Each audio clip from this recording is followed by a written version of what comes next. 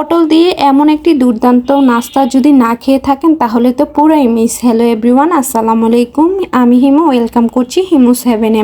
পটল দিয়ে কিন্তু অনেক মজাদার এবং দুর্দান্ত স্বাদের একটি নাস্তা আজকে আপনাদের সাথে শেয়ার করব, যেটা বিকালের নাস্তায় বা বাচ্চাদের টিফিনে, মেহমানের সামনে যে কোনো কিছুতেই অনায়াসে খুব সহজে অল্প সময়ে আপনারা বানিয়ে ফেলতে পারবেন।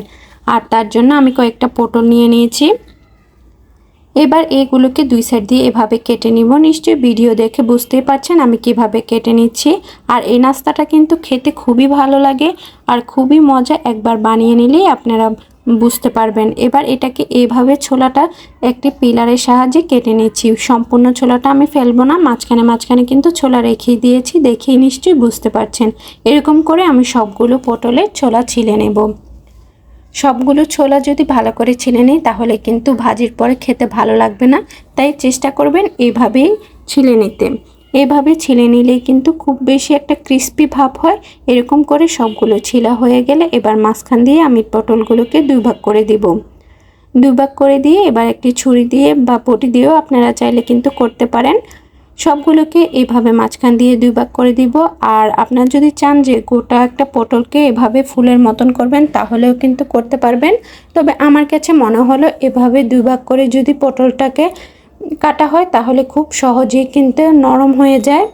তো এভাবে আমি সবগুলো পটলকেই দুই ভাগ করে নিয়েছি। এবার একটি ফুলের আকৃতির মতো এইভাবে মাঝখান দিয়ে কেটে দিব। সম্পূর্ণটা না, অর্ধেকটা এভাবে ফুলের মতন করে কেটে দিব। এটা আসলে আপনারা ভিডিও দেখে বুঝে নিতে হবে। এটা একটি ছুরি দিয়ে এইভাবে কেটে দিব ফুলের মতো। এটা যতটা চিকন করে কাটবেন ততটাই কিন্তু সুন্দর দেখা যাবে।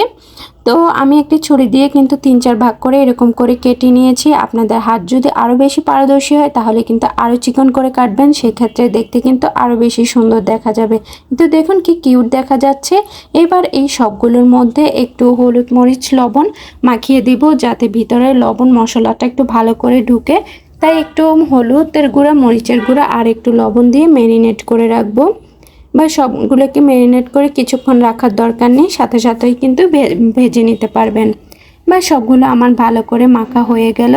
এবার একটি বেসনের ব্যাটার তৈরি করে নেব। এই জন্য এখানে আমি 2 চামচের মতন বেসন দিয়ে দিলাম আর 1 টেবিল চামচের মতন চালের গুঁড়া দিয়ে দেব। এই চালের গুঁড়াটা দিলে কিন্তু অনেক বেশি ক্রিস্পি হবে। বাসায় যদি চালের গুঁড়া না থাকে তাহলে সেই ক্ষেত্রে কিন্তু কর্নফ্লাওয়ারটাও এখানে ব্যবহার করতে পারেন।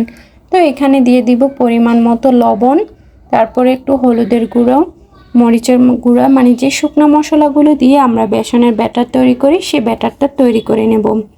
তারপরে এখানে সবগুলো উপকরণ দিয়ে, হ্যাঁ আরেকটা জিনিস, খাবার সোডা কিন্তু অবশ্যই দিতে হবে। খাবার সোডাটা দিলে কিন্তু এটা অনেক বেশি মুচমুচে হবে আর খেতে কিন্তু অনেক বেশি সফট হবে, মানে খেতে অনেক বেশি ভালো লাগবে। তাই খাবার সোডাটা স্কিপ করার চেষ্টা করবেন না।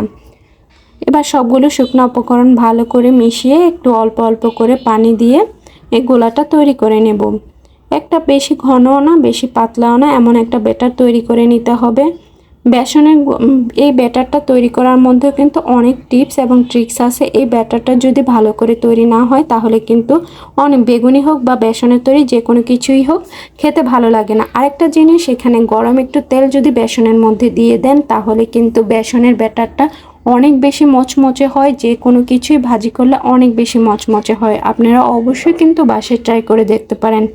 এবার এই যে বেগুনগুলো কেটে রেখেছিলাম এখানের মধ্যে ভালো করে বেসনের ব্যাটার লাগিয়ে একটু ব্যাটারটা আমি ছেড়ে নিয়ে তারপরে তেলটা গরম করে তেলের মধ্যে দিয়ে দেব। আর এটা অনেকেই ভাবতে পারেন যেহেতু পটল খেতে হয়তো বা গন্ধ আসতে পারে বা কিরকম না কিরকম লাগবে, ট্রাস্ট মি, বিশ্বাস করেন এটা এতটাই মজার যে আপনার যে বাচ্চাদের যদি বিচি পছন্দ না করে, বিচি ফেলে যদি দেন তাহলে ওরা বুঝতেই পারবে না এটা ঠিক সবজি নাকি।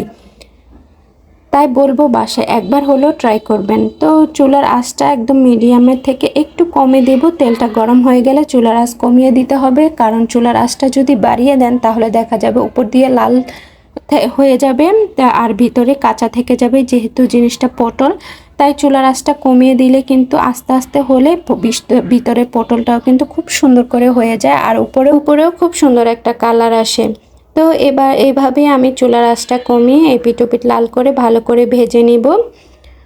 আর এটা কিন্তু অনেক বেশি মচমচে, খিচুড়ি পোলাও যে কোনো কিছুর সাথেও খেতে ভালো লাগবে, বা বিকালের নাস্তায় অতিথি আপ্যায়নে যে কোনো কিছুতে অনায়াসেই ব্যবহার করতে পারেন, বা মেয়োনিজ বা সসের সাথেও যদি সার্ভ করেন তাহলেও কিন্তু দুর্দান্ত লাগে। তো আমি টমেটো সসের সাথেই খেয়েছিলাম, খুবই ভালো লেগেছিল। কথা বলতে বলতে কিন্তু আমার পটলের নাস্তা একদমই রেডি। ভিডিওটি কেমন লাগলো অবশ্যই জানাবেন, ভালো লাগলে লাইক কমেন্ট শেয়ার করে আমার পাশে থাকবেন। আল্লাহ হাফেজ।